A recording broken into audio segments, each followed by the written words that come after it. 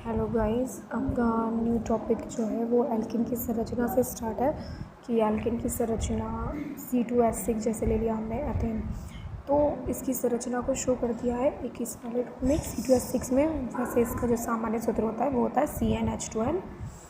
तो C single bond में दोनों C को दिखा दिया है। एल्किन क्योंकि एकल बंध में होते हैं और H इसमें एक के साथ में यहाँ पे H जोड़ के आपको दिखा दिया है। इसके लिए एक नोट है कि जो हम एक कार्बन्स की यहाँ काउंटिंग करते हैं नेम लिखने के लिए, फर्स्ट को मैथ कहा जाता है, सेकंड को eth, prop, but, pent, hex, hept oct, non और डेप। इस तरह हम कार्बनों के नेम लिखते हैं। असंतृप्त हाइड्रोकार्बन के गुण हैं, ये दो प्रकार के होते हैं, ये भी एल्किन और एल्काइन। जो एल्किन है उसे डबल बॉन्ड वाले होते हैं और एल्काइन आपका ट्रिपल बॉन्ड वाला होता है। ये एक ही सजातीय श्रेणी के सदस्य होते हैं। इनमें भी हाइड्रोजन तथा कार्बन के अतिरिक्त कोई अन्य तत्व उपस्थित नहीं होता है।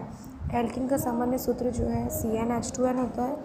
एल्काइन का सामान्य सूत्र CnH2n -2 होता है। असंतृप्तता के कारण एल्किन बहुत अधिक क्रियाशील होते हैं। एल्किन को ओलेफिन भी कहते हैं क्योंकि ये एक तेलीय पदार्थ है।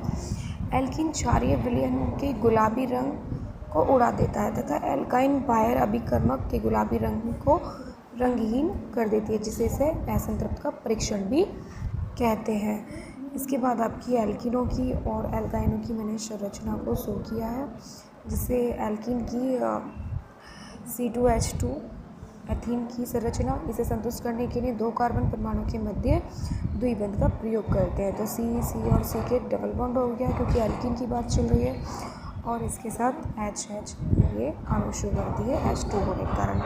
दूसरा एग्जांपल जैसे C3H6 का ले लीजिए, ये प्रोपीन है। प्रोपीन की संरचना C, अब इसने बोला कि दो कार्बन परमाणुओं के बीच सिर्फ दो 1 2 इनके बीच में द्विबंध होगा, बाकी आपका सिंगल ही होता है और H उनके साथ जुड़े होते हैं। नेक्स्ट आपका एल्काइनों की संरचना C2H2 एथाइन की संरचना, इसे संतुष्ट करने के लिए दो कार्बन परमाणु के मध्य क्या होता है त्रिबंध। जैसे वहाँ दो के बीच में डबल था, अब यहाँ पे क्या हो जाएगा ट्रिपल बॉन्ड। तो ये आपका एग्जाम्पल के तौर पे संरचना है जिसमें कि आपकी चुनाव यहाँ शो कर दिया है। C और C के बीच में ट्रिपल बॉन्ड, H इनके साथ हो गया और इनके साथ भी एक H को लगा देंगे जो कि आपकी प्रोपाइन कहलाएगा IUPAC में। Thank you.